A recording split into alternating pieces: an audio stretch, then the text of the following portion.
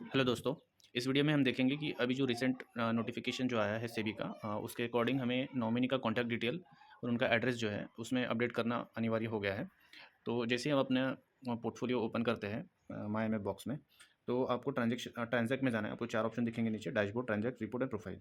तो आपको ट्रांजैक्ट में जाना है और सबसे नीचे आप जाएंगे तो आपको नॉमिनी अपडेशन का ऑप्शन दिखेगा, फिर आपका यूज़र दिखेगा, उसमें आपको क्लिक कर देना है।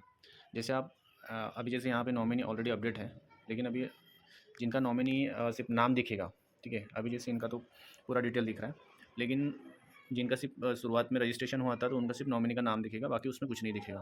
तो आपको क्या करना है, नॉमिनी का नाम अगर उसमें अपडेट करना चाहते हैं, मतलब पैन के अकॉर्डिंग रखना चाहते हैं, आधार पे जो रिकॉर्ड है। कई बार हम नाम और सरनेम ही लिखते हैं, लेकिन अगर आधार में या पैन में पूरा नाम होगा तो आप पूरा नाम डालिए, तो नॉमिनी का नाम भी साथ ही साथ अपडेट हो जाएगा।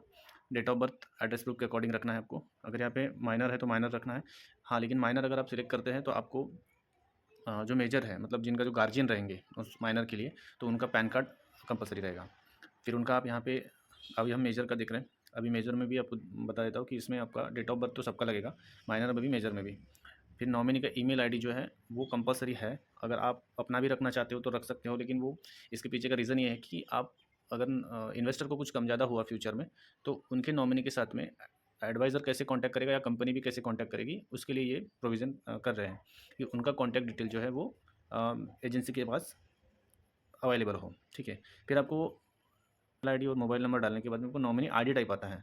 तो अगर आप नॉमिनी का पैन नंबर डालना चाहते हो तो आपको फुल पैन लगेगा, आधार डालना चाहते हो तो last 4 digit, driving licence full ID लगेगा, पासपोर्ट का भी फुल आईडी लगेगा। जो भी आईडी आप वहाँ सेलेक्ट करेंगे ऊपर में, आप यहाँ पे एंटर कर देना है।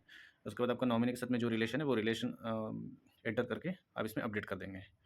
तो आपको इसमें जैसे ही अपडेट करेंगे तो आपको एक मेल, आपकी जो मेल आईडी होगा उस पर आपको मेल जाएगा। आपके नॉमिनी के मेल आईडी पे नहीं, आपके मेल आईडी में जो आपने इन्वेस्टमेंट में दिया है उस मेल आईडी पे आपको लिंक जाएगा। उसमें आपको ऑथेंटिकेट करना होता है। लिंक पे क्लिक करके, ठीक है। तो इस तरीके से आपको ना लिंक जब आता है तो ये इस तरीके से आपको मेल आएगा, ठीक है। BSc star MM nomination authentication. आप ऑनलाइन ऑथेंटिकेशन में भी क्लिक कर सकते हैं, या इस जो बड़ी लिंक है उसमें भी कर सकते हैं। अगर आप मोबाइल से कर रहे हैं तो इस जो बड़ी लिंक को लॉन्ग प्रेस करके आप ओपन इन ब्राउज़र करेंगे तो आपको ओटीपी लेने के लिए मेल से भी ओटीपी ले सकते हैं, या फिर मोबाइल में आता है तो सेम ओटीपी रहता है। उसके बाद आपको एक ऐसा पेज ओपन होगा जिसमें आपकी सारी डिटेल्स दिखेंगी। तो आपको एक बार चेक कर लेना है कि मेरी डिटेल सही है, आई या नहीं।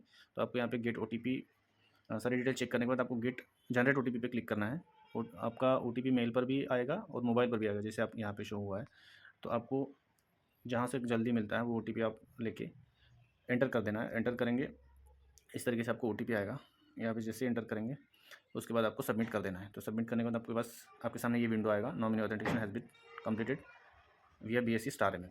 तो ये प्रोसेस आपको करना कंपलसरी रहेगा, और फिर आपका जो नॉमिनेशन है वो बीएससी पे अपडेट हो जाएगा। ये इसलिए कंपलसरी है कि अभी आप जो भी न्यू फ़ोलियो क्रिएट करेंगे ना, तो आपका अगर नॉमिनेशन अपडेट नहीं है आपके प्रोफाइल में, तो नया फ़ोलियो जो है वो क्रिएट नहीं होगा। मतलब आपकी इन्वेस्टमेंट ट्रांजैक्शन जो है वो रिजेक्ट हो जाएगी, चाहे एसआईपी हो या लमसम हो। तो ये करना सबको ज़रूरी है। अभी नहीं करेंगे आप तो बाद में आपको इन्वेस्टमेंट के टाइम करना पड़ेगा, जब आप नया इन्वेस्टमेंट या एसआईपी स्टार्ट करेंगे। तो कृपया करके सब लोग ध्यान दें और ये करना कंपलसरी है। अभी तो फ़िलहाल ओल्ड फ़ोलियो के लिए कंपलसरी नहीं किया है सेबी ने, लेकिन कल चल के अगर वो कंपलसरी करता है तब भी आपको अपडेट करना ही रहेगा। तो उससे अच्छा आप अपडेट करके रख लेंगे तो ज़्यादा अच्छा रहेगा। अगर माइनर होता है तो हम माइनर में सेलेक्ट करेंगे, उसमें उनकी डेट ऑफ बर्थ डालेंगे, फिर यहाँ गार्जियन नेम और गार्जियन पैन डालना ज़रूरी रहेगा, और यहाँ गार्जियन की डीओबी भी आपको डालना है, ठीक है। और गार्जियन के साथ में आपका रिलेशन क्या है ये डालना है।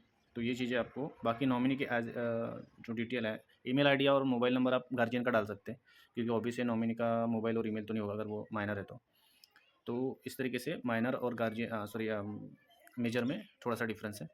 तो इस तरीके से आप यहाँ से अपना नॉमिनेशन अपडेट कर सकते हैं। इसके अलावा आपको कोई भी जानकारी चाहिए तो आप हमें संपर्क करें और अपडेट रहने के लिए चैनल को सब्सक्राइब ज़रूर करें।